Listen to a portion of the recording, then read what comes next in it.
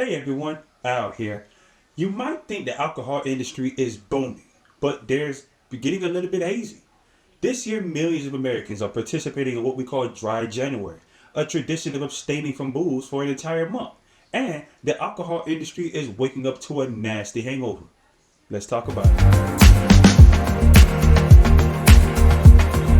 IWSR, a global data firm, found that the U.S. alcohol volumes plummeted 2.6% in 2023 and a staggering 2.8% in the first 7 months of 2024.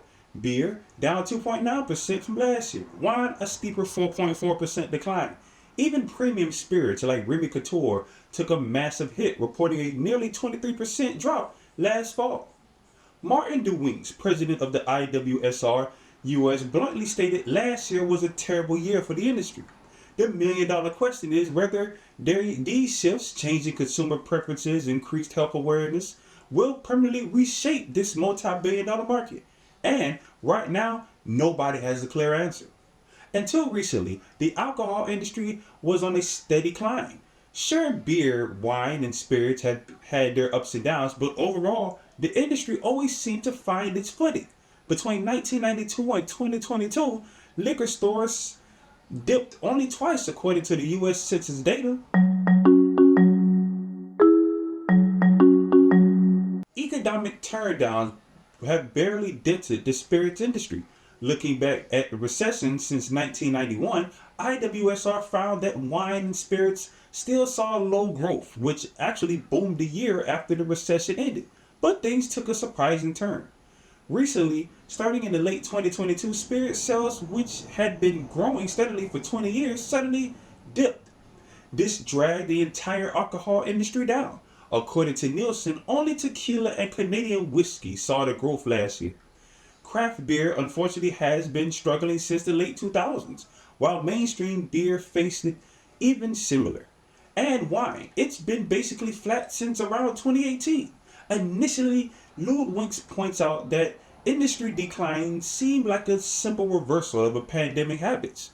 Remember, both alcohol sales and volume skyrocketed during lockdowns.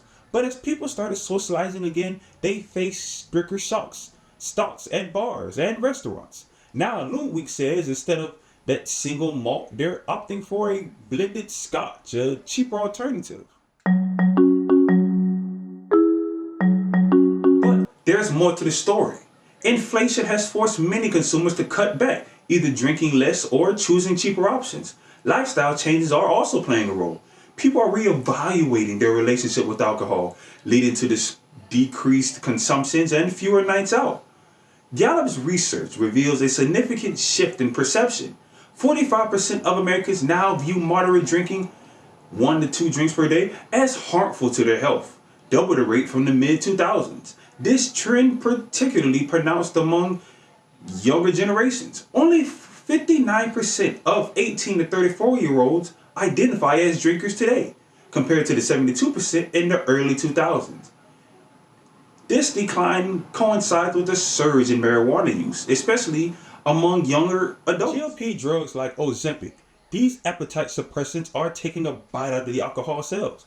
12% of drinkers are on these meds, and the industry is unsure how to deal with this. Then there's tariff trouble. Trump-era tariffs could jack up prices on imports like Mexican tequila and European vodka. And if other countries retaliate, our exports will take an even bigger hit.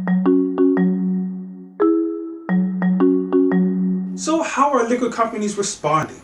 Going global, focusing on growth in Asia and Africa, where markets are booming.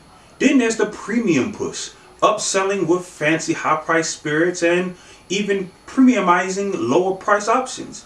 Then there's the rise of the non-alcoholic, investing in non-alcoholic and low-alcoholic drinks, which are gaining popularity. But here's the million-dollar question.